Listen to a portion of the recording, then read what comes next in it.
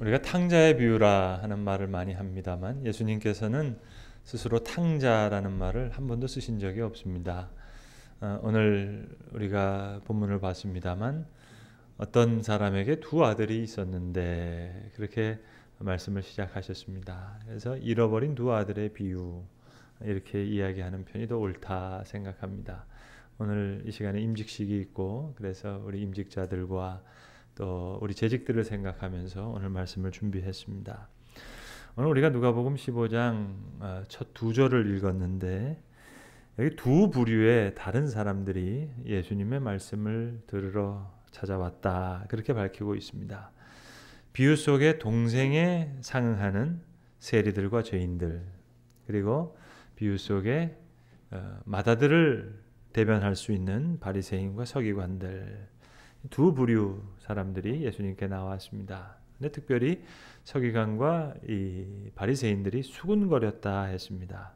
이 사람이 죄인을 영접하고 음식을 같이 먹는다 하더라.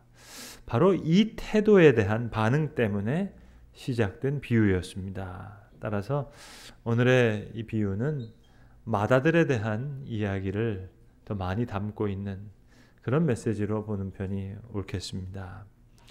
두 형제는 각기 하나님으로부터 멀어지는 다른 길을 대변하고 있습니다. 여러분, 세리들과 죄인들은 다 예수님의 말씀에 매료가 되었습니다. 그런데 만약 예수님께 매료되었던 그 부류의 외부인들이 오늘날의 교회에 매력을 느끼지 못하고 있다면 좀 다시 한번 생각해 봐야 되겠습니다. 교회에 오시는 분들이 비교적 반듯하고 도덕적인 경향을 가지고 있고 반대로 인습에서 벗어난 난잡한 사람들이나 소외되고 망가진 사람들이 오늘날 교회들을 피하고 있다면 우리는 우리 스스로에게 다시 물어야 되겠습니다. 창녀와 세리들은 예수님께 매료돼서 나왔잖아요.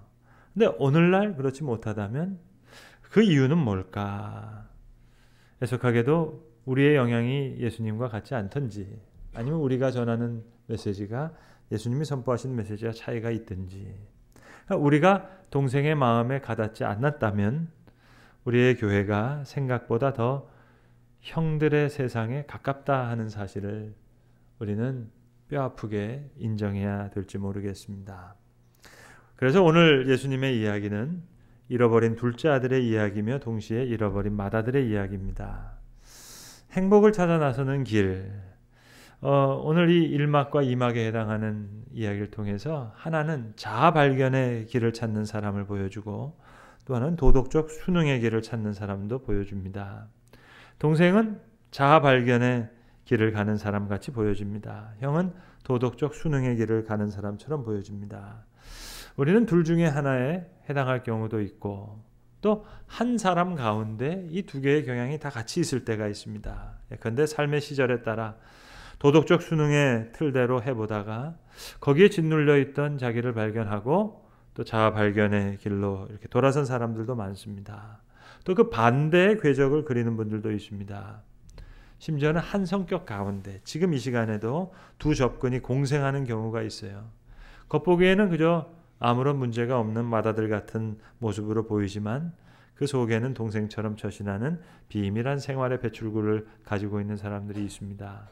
때로 우리는 뉴스에 아주 신앙적인 인물 중에 심지어는 성직자들 중에 범죄자들이 있는 그런 놀라운 뉴스를 접하기도 합니다. 반대로 아주 자유분방한 사람인데 어떤 이 종교를 대할 때 종교적인 면에서 아주 독선적으로 깔보는 사람들도 있습니다. 예수님은 이 둘이 다 옳은 길이 아니다라는 겁니다. 각각 하나님으로부터 멀어지는 두 길을 대변합니다. 저들은 방법은 달랐지만 아버지를 떠났다는 마음에서는 마음은 같았습니다. 보통 기준으로 보면 하나는 좀 못됐고 하나는 좀 착한 것 같지만 아버지와 멀어져 있기는 일반 똑같습니다. 둘 다 똑같습니다. 그런데 아버지는 나가서 이 둘을 다 잔치로 불러들이려고 하고 있습니다. 그래서 비유에 나타난 잃어버린 아들은 하나가 아니라 둘입니다. 그리고 그 둘은 다른 것 같지만 사실은 같습니다. 마음이 같아요. 둘째도 자기 몫을 자기대로 쓰고 싶다고 자기 뜻대로 관철시키고 마다들도 보세요. 자기 뜻을 관철하는 방법만 달랐을 뿐 무언으로 요구하고 있습니다. 내가 불순종한 적이 없습니다. 계속 아버지의 집이 있지 않았습니까? 그러니 내게도 내가 원하는 대로. 보세요. 두 형제의 마음이 같습니다. 다른 것 같지만 같습니다. 그러니까 마다들은 충성했어도 사실은 죄입니다. 하나는 못되게 굴고 하나는 좀 착하게 굴었을 뿐 둘 다 아버지를 마음을 멀리 떠난 면에서는 다 잃어버린 아들들이었어요. 두 아들 중에 누구도 아버지를 사랑하지 않았습니다. 아버지를 사랑해서 즐거워하고 또 아버지와 함께 있었던 것을 즐겼던 것이 아닙니다. 이 이야기 말미에 이제 마다들에게 아버지를 참으로 기쁘게 할 수 있는 기회가 주어집니다. 그것이 잔치입니다. 이 잔치에 들어가면 되는데 일단 그가 노하고 거부합니다. 마다들의 목표는 한 번도 아버지의 행복이 그의 목표였던 적이 없었습니다. 두 사람 다 자신에게 행복과 만족을 가져다 줄 수 있는 것은 아버지의 사랑과 아버지의 존재가 아니었습니다. 소유였습니다. 마다들도 그러잖아요. 내게도 염소 새끼라도 주어 나와 내 벗을 즐기게 하신 일이 없더니 아버지의 살림을 창녀와 함께 삼켜버린 이 아들이 돌아오매 이를 위해서 살찐 송아지를 잡으셨나이까. 아버지와 함께하는 것, 아버지의 사랑, 그게 마다들의 기쁨의 원천이 아니었어요. 그러니까 모습은 달랐지만 마음은 똑같았습니다. 둘 다 틀렸는데 아버지는 이 둘을 다 잔치에 초대하고 싶으신 거예요. 둘 다가 다 잔치에 참여하기를 바라고 계십니다. 오늘 특별히 우리는 이 마다들의 이야기에서 세 가지를 좀 생각해 봐야 되겠습니다. 죄에 대해서 좀 더 깊은 이해를 가져야 되겠고, 두 번째, 잃어버림에 대해서 좀 더 깊은 이해가 필요합니다. 그걸 요청하고 있습니다. 그리고 세 번째, 대속에 대한 더 깊은 이해를 좀 가져야 되겠습니다. 첫 번째, 죄. 충성했어도 죄예요, 여러분. 왜요? 바리새인들은 죄만 회개했으면 됐습니다. 그러나 그리스도인은 자신의 의의 뿌리까지 회개해야 합니다. 마다들 그 죄를 회개하지 않았어요. 그래서 죄인입니다. 잃어버림에 대해서도 더 깊은 이해를 가져야 되겠습니다. 아버지의 마음을 알지 못하는 맹종, 그건 불순종보다 더 위험한 거예요. 맹종했어도 그건 잃어버린 존재예요. 책임감 때문에 순종했어요. 그러나 기쁨과 사랑이 없어요. 예를 들어 매일 기도해요. 근데 하나님과 사귀는 기쁨이 없어요. 잃어버린 기도지요. 내가 봉사해요. 하루도 빠지지 않고 봉사해요. 그런데 기쁨과 즐거움이 없어요. 그건 잃어버린 봉사입니다. 그래서 오늘 마다들이 얘기하잖아요. 내게는 즐기게 하신 일이 없더니. 이 마다들 즐겁지가 않았어요. 봉사하는데 기쁘지 않았어요. 그래서 잃어버린 아들이에요. 누가복음 15장에는 세 개의 비유가 연달아서 나옵니다. 첫 번째 비유가 잃어버린 양의 비유. 그리고 두 번째가 잃어버린 동전의 비유. 그리고 이제 어떤 사람에게 두 아들이 있었는데 이 잃어버린 두 아들의 비유가 이어서 나오는 겁니다. 자, 무엇인가를 잃었어요? 되찾으니까 너무 기뻐요. 그래서 잔치를 벌여주는 거예요. 누군가가 나가서 잃어버린 것을 부지런히 찾아요. 목자는 손실을 감수하고 잃은 양을 찾기 위해서 나가서 찾습니다. 부지런히 찾습니다. 그리고 잃어버린 동전을 찾기 위해서 등불을 켜고 방을 쓸고 찾아내기까지 부지런히 찾아요. 찾으니까 너무 기뻐서 이웃을 불러서 잔치합니다. 내가 잃어버린 양을 찾았다. 잃어버린 동전을 찾았다. 그런데 잃어버린 아들이 공경에 처했는데 찾아 나서는 사람이 없어요. 여러분, 예수님은 엄청난 스토리텔러십니다. 엄청난 이야기의 힘을 갖고 계시는 거예요. 그러니까 이 비유에는 사실 예수님께서 일부러 빼놓으신 한 인물이 있어요. 예수님께서 일부러 우리에게 그 인물을 숨기셨어요. 마치 우리 내면에서 그 인물을 찾고 만나서 결국 집으로 돌아가게 하시기 위함입니다. 그게 어떤 의미에서 바로 진정한 형과 같은 그런 존재. 그 존재가 이 비유에 숨겨진, 빼놓으신 그런 인물입니다. 그런 진정한 형과 같은 존재를 찾아서 너희도 그런 형처럼 살라는 이야기죠. 진정한 형이 날 찾으러 이 땅에 오시는 거예요. 형이 찾아야 하고 형은 대가를 치러야 됩니다.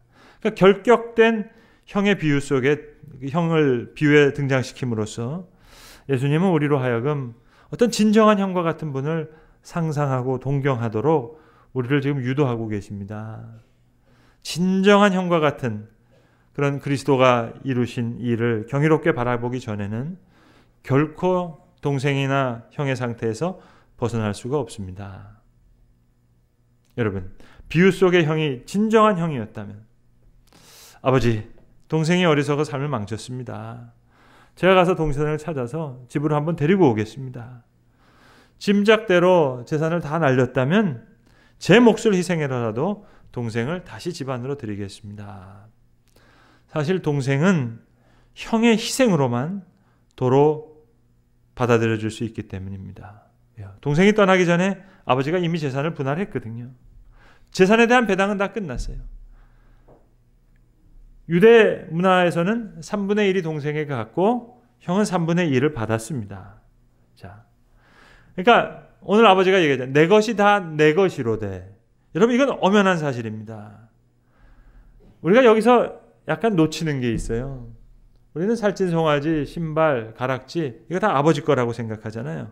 근데 사실 남은 가사는 한 푼도 빠짐없이 다 형의 것이에요. 내 것이 다 내 것이로되. 말 그대로 사실이에요. 그러니 이 옷, 반지, 살찐 송아지 이거 다 형 거예요. 여러분, 용서란 절대로 쉬운 게 아닙니다. 가해자에겐 값없고 무조건적인 것이지만 용서하는 쪽에서는 큰 희생이죠. 동생의 주인은 값없이 회복된 것이 아니라 형의 엄청난 희생을 요구하고 있는 거예요. 둘째는 그냥 용서할 수가 없어요. 누군가가 대가를 치러야 돼요. 형의 희생이 아니고는 아버지도 그를 도로 받아들일 수가 없어요. 다른 길이 없어요. 내 것이 다 내 것이로되. 살찐 송아지, 신발, 금가락지. 형 거예요, 형 거. 형의 희생이 없이는 동생은 용서받을 수가 없어요. 진정한 형과 같은 분의 희생이 없이는 하늘 아버지가 우리를 받아주실 다른 길이 없어요. 성도 여러분, 정말 효도가 뭘까요? 부모님 효도 관광 보내면 그 효도일까요? 진짜 효도는 누이 중에 힘들게 살아가는 누이가 있어요. 그럼 고기라도 한 근 끊어서 그 누이 집에 찾아가는 거예요. 그게 효도예요. 이번 수요일 날 저희가 크리스마스 포 시리아라는 작은 행사를 하는데요. 시리아 아이들을 위해서 연필, 색연필 이거 담을 수 있는 필통 만들어서 시리아에게 보낼 건데요. 그럼 아이들 그거 가지고 희망을 가지고 그림도 그릴 수 있고 그리고 공부도 할 수 있는, 그래서 필통 사역이라고 불러요. 필통을 만들어서 필통 사역이기도 하지만 아플 통자에 그 아픔, 통증을 feel, 느껴보자. 필통. 여러분, 필이 통하는 필통이에요. 메리 크리스마스 캐롤 불러서 크리스마스가 되는 것이 아니라 크리스마스 포 시리아. 여러분, 진정한 성탄절. 여러분, 국영수 학원 잘 가가지고 공부 잘한다고 아이들이 정말 인간 되는 게 아니잖아요. 필통. 이웃의 아픔을 느껴져야, 그래야 참된 사람이 되죠. 그러니까 아이들 데리고 오셔서 필통 만드세요, 여러분. 시리아 얘기도 좀 들으시고요. 학원 1시간 가는 것보다 훨씬 더 지혜로운 아이들이 될 거예요. 성경에 나타난 하나님의 첫 번째 질문이 뭐였습니까? 아담아, 내가 어디 있느냐? 그 질문을 통해서 아담을 하나님 앞에 다시 세우는 거예요. 하나님께서 두 번째 하신 질문은 가인에게 내 동생이 어디 있느냐? 그걸 물어보신 거예요. 우리의 제일 큰 계명이 하나님을 사랑하고 내 이웃을 내 몸과 같이 사랑하라 하신 그 계명이기 때문에. 근데 가인이 대답하잖아요. 내가 내 동생을 지키는 자입니까? 바로 그 마음이 동생을 죽인 거고 아버지의 마음을 아프게 하는 겁니다. 오늘 우리 임직식이 있는데 우리 가만 보면 이제 교회가 이제 9년 가까이 돼 가고 보니까는요. 우리 이제 여성분들은 이렇게 서로 만나서 서로에게 직분을 잘 모르잖아요.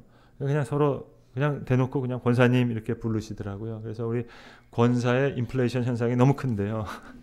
이제 한 10주년쯤 되면 이제 권사님 이제 임직 다시 세워야 될 거예요. 우리 이제 봉사자들을 통해서 다시 세워야 될 텐데. 자, 그리고 교회에 있는 권사님들, 우리 여성 성도님들 서로 위로하고 경조를 챙기고 하는 봉사 중요하죠.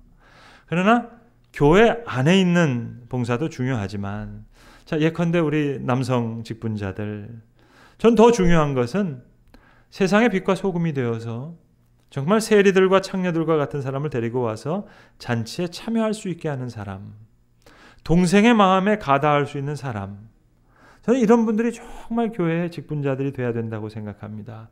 그럴 때 세상의 소금이 되고 빛이 되는 거죠. 형들만 남아있는 교회는 이게 세상의 소금이 아니라 교회 안에 짠지통이 될 가능성이 큽니다. 맨해튼에 있는 리디머 장로교회를 보면서요, 전 그 교회의 모토가 너무 좋더라고요. 간단한 한 문장이에요. 우리는 사람을 돕고 있는 그 사람을 돕는다. 누군가의 사람을 섬기고 있는 그 사람을 섬길 것이다. We help people who are helping people. 그게 그 교회의 모토예요. 시대 아이를 위해서 돕는 그분을 우리는 돕는 거예요. 사람을 섬기고 있는 그 사람을 우리가 섬길 거예요. 맨해튼 한복판에 있는 아주 전통적인 교회인데요. 21세기 뉴욕인데 우리 교회보다 더 전통적인 교회, 더 옛날 찬송을 부르고, 그런데 많은 세상의 사람들을 살려내고 있더라고요. 큰 도전을 여러 교회에게 주고 있습니다. 세상의 아픔을 치유할 수 있는 일꾼들, 그게 시리아가 되었던 북한이 되었던 아니면 내가 보냄받은 바로 이 작은 곳에서 하나님과 휠이 통하는, 아니 아버지의 아픔을 내가 느끼는 그런 필통하는 분들이 일꾼들로 세워지면 교회는 세상의 희망이 될 거예요. 교회 봉사 열심히 하는 분들 물론 중요하죠. 그동안 한국 교회들이 그분들을 중직자들로 많이 세웠잖아요. 그래서 교회가 많이 성장할 수 있기도 했어요. 그런데 지금 세리와 창녀와 같은 사람들을 매료시킬 수 있는 그런 교회의 매력을 많이 잃었다면 하나님의 통증을 우리가 함께 느끼지 못했던 거죠. 저도 예전에 부교역자로 있었을 때, 사역할 때 그런 일 많이 했어요. 집사님들 붙잡고 성가대 봉사 좀 하시라고, 그리고 저 교육부 교사 좀 하시라고, 그 일 많이 했거든요. 전 그런 사역하고 싶어서 교회 개척한 거 아닙니다. 그 일 바라서 오늘 임직하는 거 아닙니다, 여러분. 여러분 뭐 성가대 봉사하시라고, 교육부 교사 봉사하시라고 그래서 임직하는 거 아니에요, 여러분. 예루살렘과 온 유다와 사마리아 땅 끝까지 이르러 내 증인이 되리라 하셨는데 그 땅 끝이 어디냐? 동생이 있는 곳이에요. 그 동생 데리고 올 수 있는 형, 그가 진정한 일꾼이죠.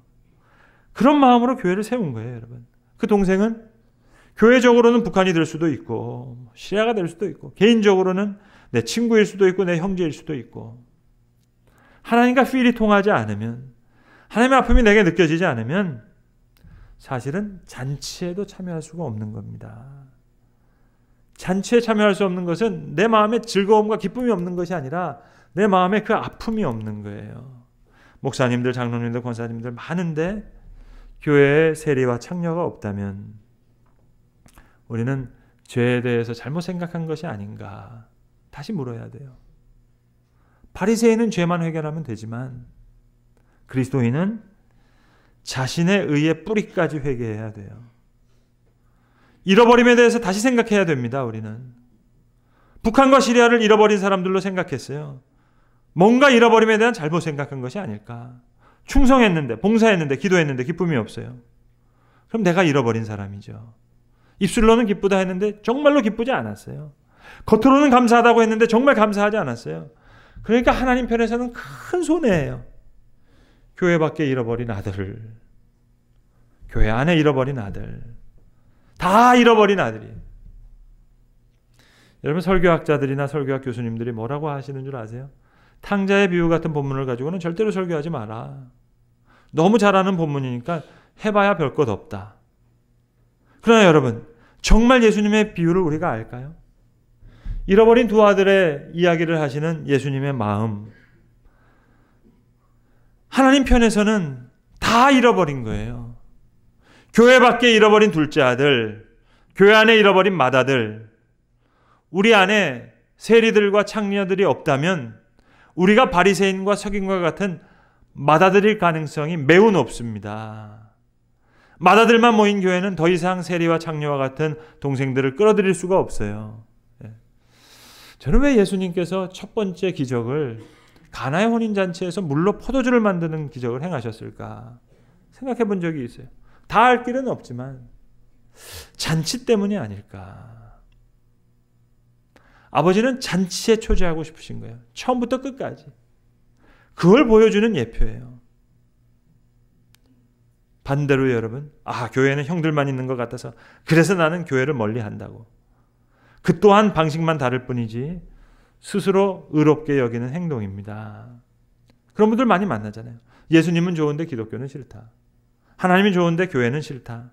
나는 영적이지만 종교는 싫다. 주로 이렇게 말하는 그 이면에는 그런 의미가 깔려 있는 거예요. 죄송하지만 이런 분들도 잔치에 참여할 수가 없어요.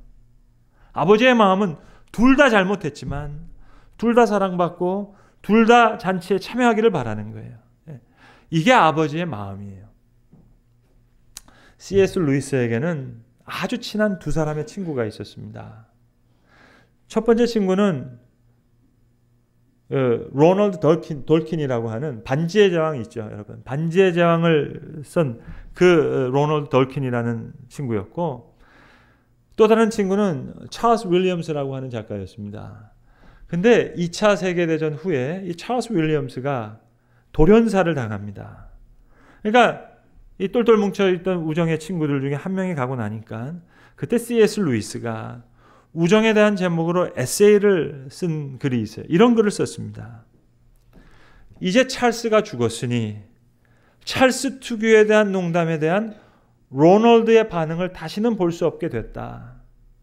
찰스가 떠난 지금 로널드는 이제 유독 내가 독차지할 수 있는 그런 존재가 되었건만 내가 누릴 로널드는 더 많아지기는커녕 오히려 더 줄어들었다.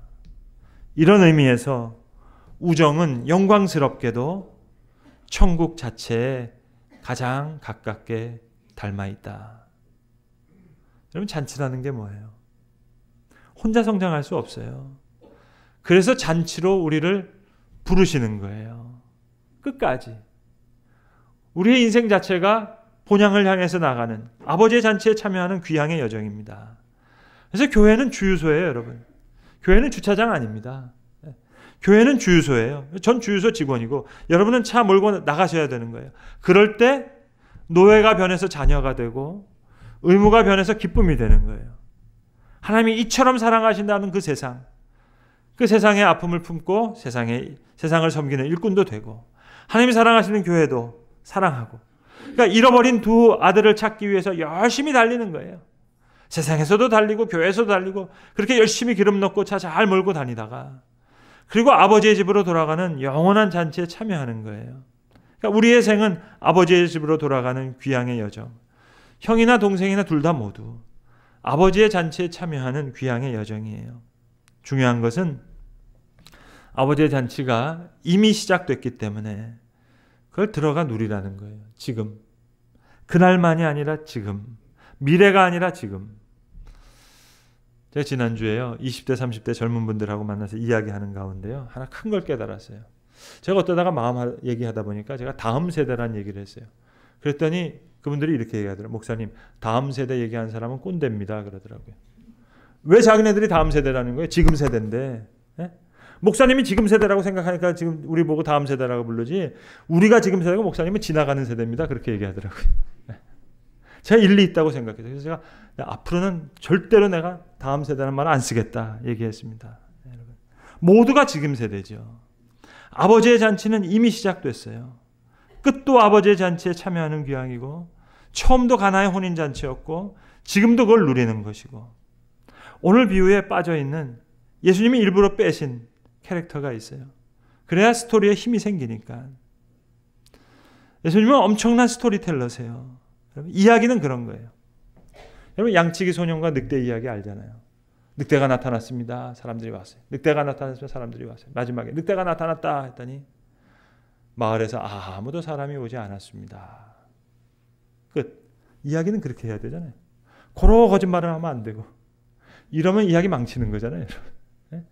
예수님이 오늘 그런 얘기를 하시는 거예요. 두 아들이 있었는데 잔치를 벌이셨습니다. 끝. 이 형이 잔치에 들어갔는지 안 들어갔는지 우린 몰라요. 열려진 결말이에요. 왜요? 이건 그냥 이야기가 아니라 우리의 이야기니까 잔치가 베풀어졌습니다. 끝. 예수님은 여기서 이야기를 끝내시는 거예요. 이 이야기에 숨겨진, 이 이야기에 일부러 빼놓으신 진정한 형을 우리가 만나서 바로 그러한 진정한 형만 우리가 만난다면 우리는 잃어버린 두 아들이 아닌 잔치의 즐거움에 참여하는 천국 자체를 가장 가깝게 닮은 그 우정과 같은 사랑, 그 기쁨과 즐거움을 누리는 사랑하는 아버지의 아들들이 될 것입니다. 기도하겠습니다. 아버지 하나님, 주께서 혹시 우리를 바라보실 때 잃어버린 두 아들의 모습으로 바라보시는 것이 아닌가 주님 마음이 아픕니다. 교회 밖에 잃어버린 둘째 아들, 교회 안에 잃어버린 맏아들, 주님 만약 그러한 모습이 우리에게 있다면 잃어버린 아들들을 찾으시는 하나님의 사랑으로 우리를 다시 변화시켜 주시고 아버지가 베푸신 잔치에 즐겁고 기쁘게 참여해서 진정으로 아버지의 아들들이 되게 하시는 귀한 은혜를 누리는 주의 사람들 되게 하시옵소서. 우리 주 예수 그리스도의 이름으로 기도합니다. 아멘.